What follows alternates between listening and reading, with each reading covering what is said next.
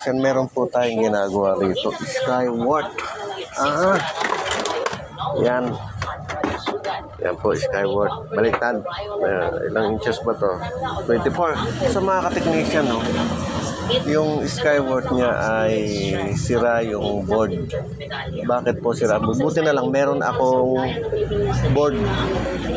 Ito, nakabit ko na yung board. Ayan. Ngayon, itong board naman na to, siguro sa katagalan, wala alos kalawang na yun.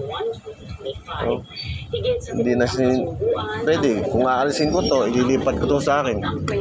Baka pag hot air ko, mamali pa ako ng magdikit-dikit. Kaya sa bagay, 24 volts lang naman to, 24 inches.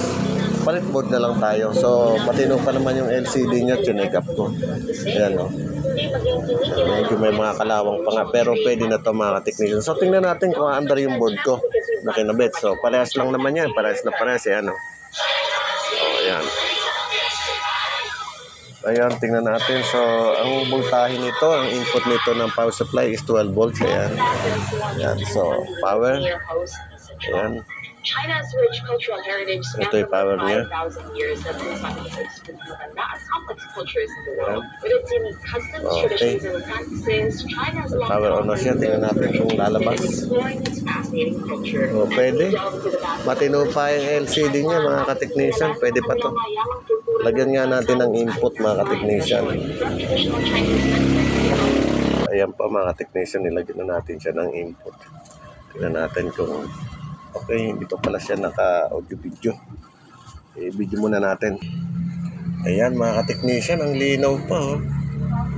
Wala siyang sano kasi hindi nakakabit yung speaker output niya. Ayan, mga ka-technician.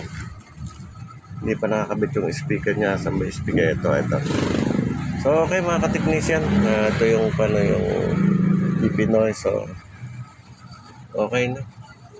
Pwede na to.